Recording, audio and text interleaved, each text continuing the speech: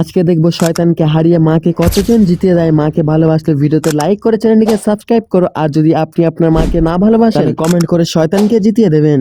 আসুন হাদিসে কি বলতে আছেন।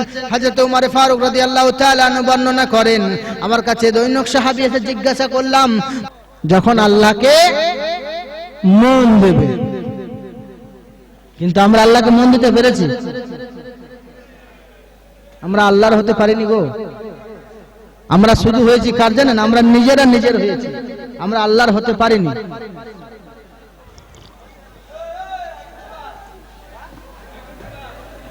আল্লাহ হতে পারলে আমাদের এই অবস্থা আজ হতো না। হতো? হ্যাঁ গো, আগে মুসলমানের সংখ্যা কম ছিল না? তখন হুকুমত কার ছিল? মুসলমানদের ছিল না? আর এখন মুসলমানের সংখ্যা বেশি না? কিন্তু মুসলমান আগে বাদশাহী করার জন্য জন্ম হয়েছিল, এখন গোলামি করার জন্য জন্ম হয়েছে। হ্যাঁ গো, মুসলমান হয়ে মুসলমানকে ধোকা দিচ্ছে, মুসলমান হয়ে মুসলমানের সাথে চিটারি করছে, মুসলমান হয়ে মুসলমানের মাল ভক্ষণ করছে, মুসলমান হয়ে মুসলমানদের কাছ থেকে লুটে নিচ্ছে। মুসলমান হয়ে, আরে মুসলমান হয়ে তোমরা পারো কেমন করে? একবার হাত কাঁপলো না?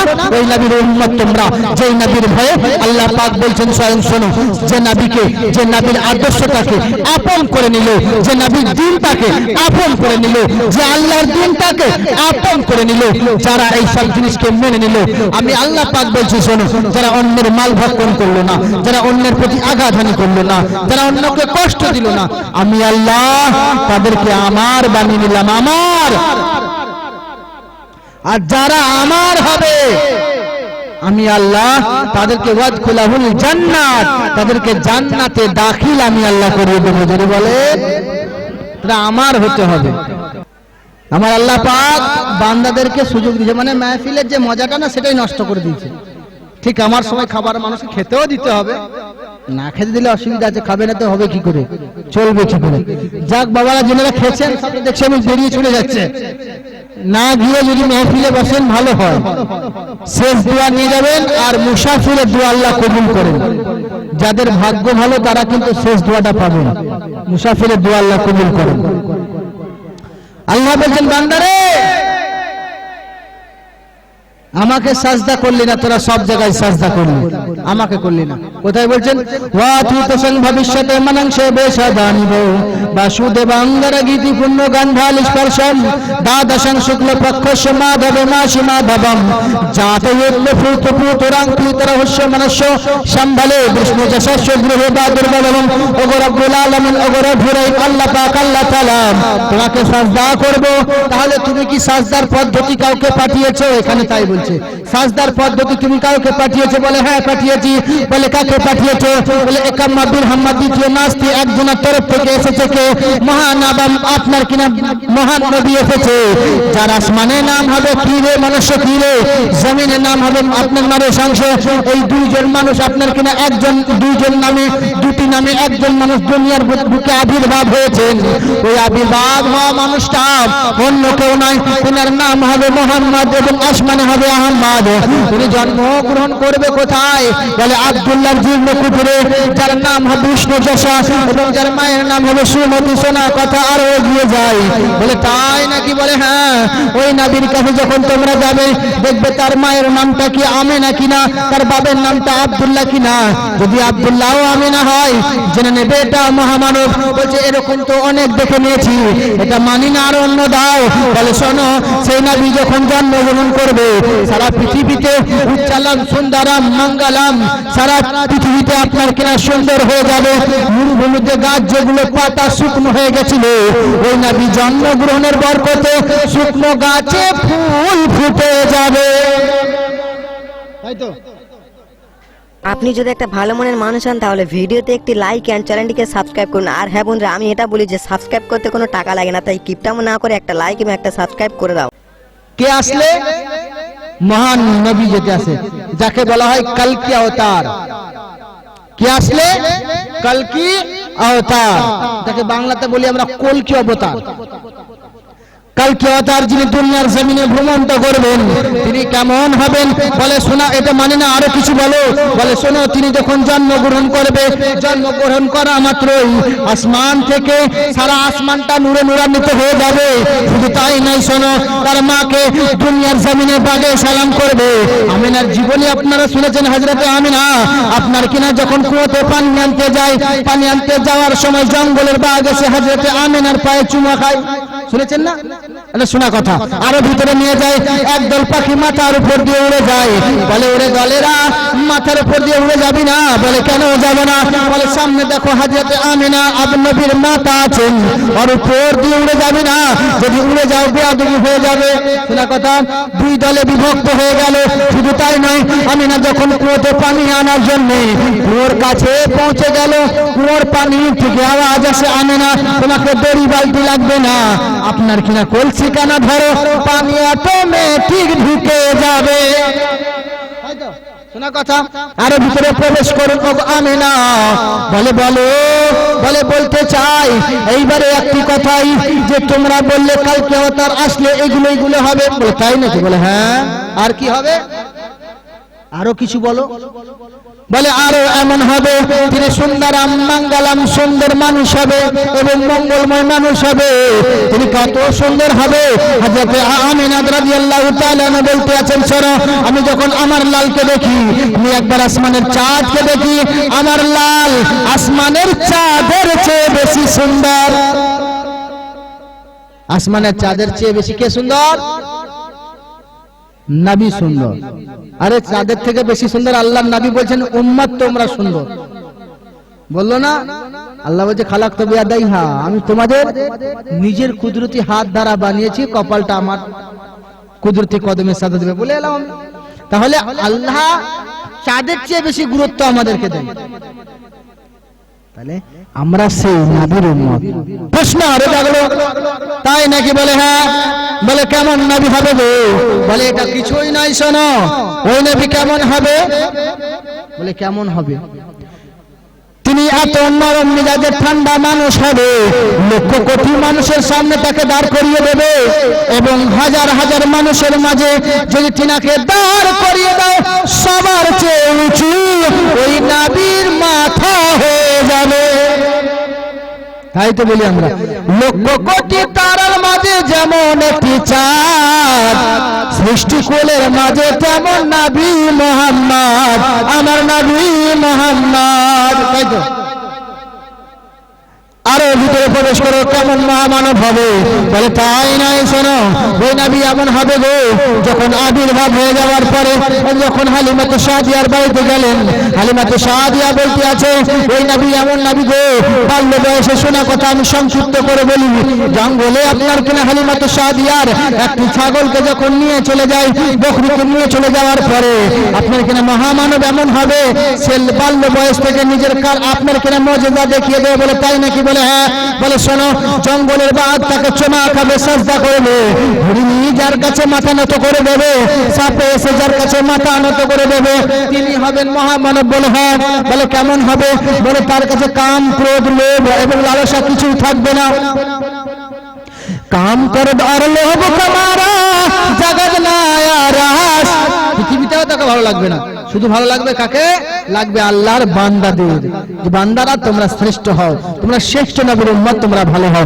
কাম করে আর লোভ কামারা जगत न आया रास, जब जब नबी ने जन्म लिया तब तब पाया बनवास।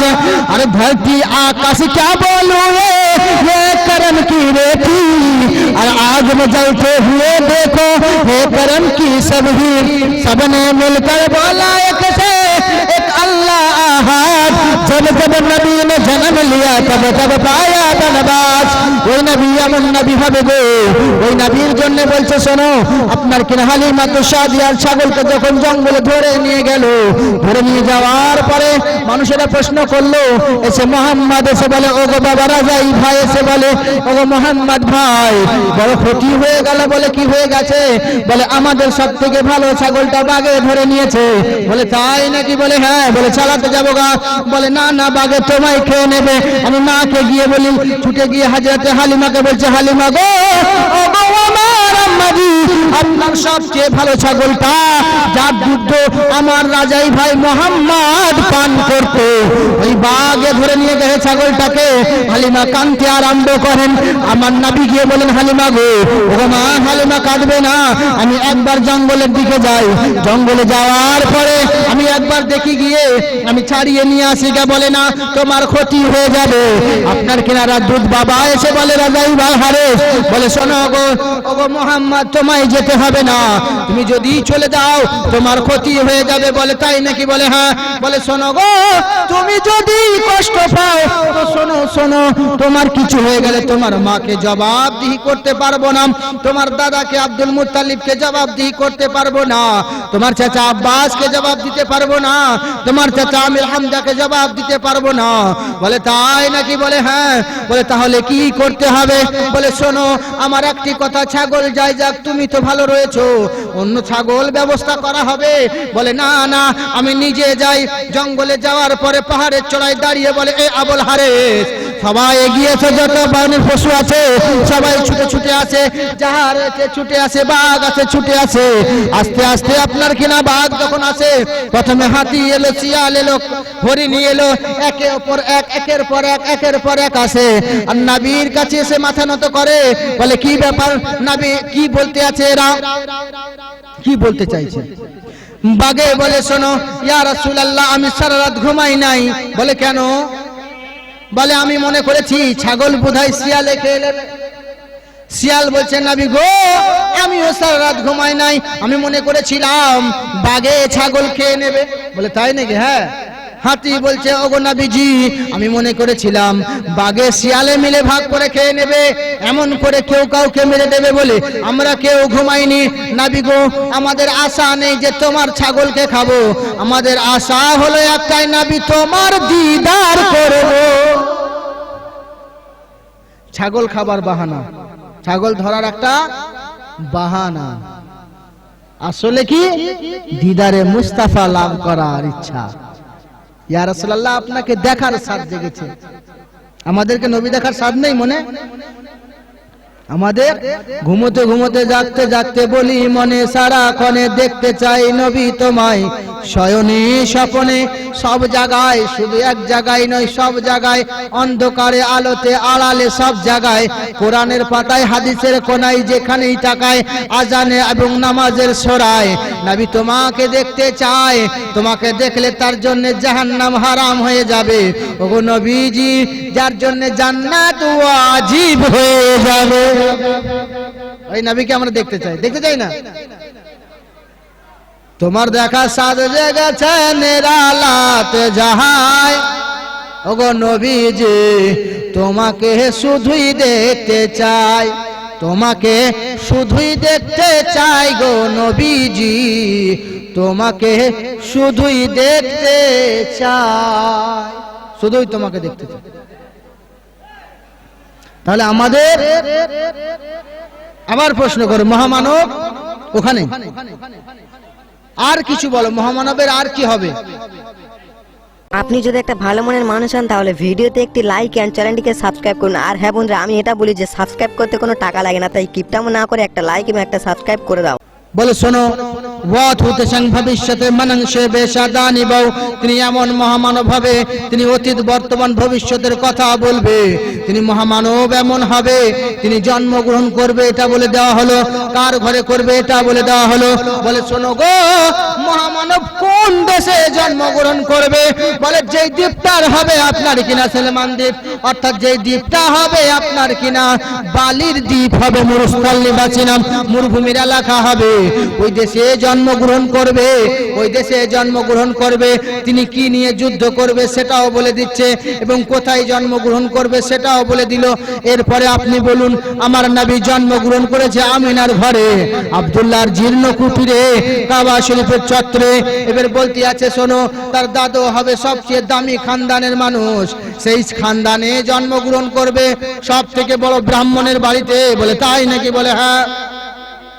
আর কি মহামানবের কার্যকলাপ হবে? বলে শোনো আরো অনেক কাজ হবে। বলে কি কাজ হবে? বলে আরো কিছু তোমাদের জানিয়ে দেই। ওই নবী যখন আসার পরে দুনিয়ার জমিনে মানুষ যখন প্রশ্ন করবে তারে, অতীত বর্তমান ভবিষ্যতের তরে তিনটি উত্তর তিনি দেবেন। অতীত জানিয়ে দেবে, বর্তমান জানিয়ে দেবে, ভবিষ্যৎ জানিয়ে দেবে। লুকিয়ে রাখবে কথা সেটাও জানিয়ে দেবে। বলে আর কেমন হবে? বলে ওই নবী এমন হবে আপনার কিনা দুনিয়ার জমিনে থেকে আসমানের খবর দেবে। ওই নবী এমন হবে, ওই নবী আপনার কিনা যেটাকে বলবে সেটাই কলমা পড়ে নেবে। বলে তাই নাকি? বলে হ্যাঁ। বলে কেমন করে? বলে বেজান পাথরকে যিনি কলমা পড়িয়ে দেবেন তিনি হলেন মহানবী। একবার বলুন, আবু জাহেলের হাতে যখন কাকর ছিল, জানা কথা না? আবু জাহেলের হাতে কাকর ছিল। আবু জাহেল এসে বলে নবী গো আমার হাতে কি আছে বলুন। আমার নবী বললেন ওগো আবু জাহেল আমি বলবো না, তোমার হাতের ভিতরে যা আছে তাই বলবে। সে যদি বলে তুমি মেনে নেবে? বলে হ্যাঁ।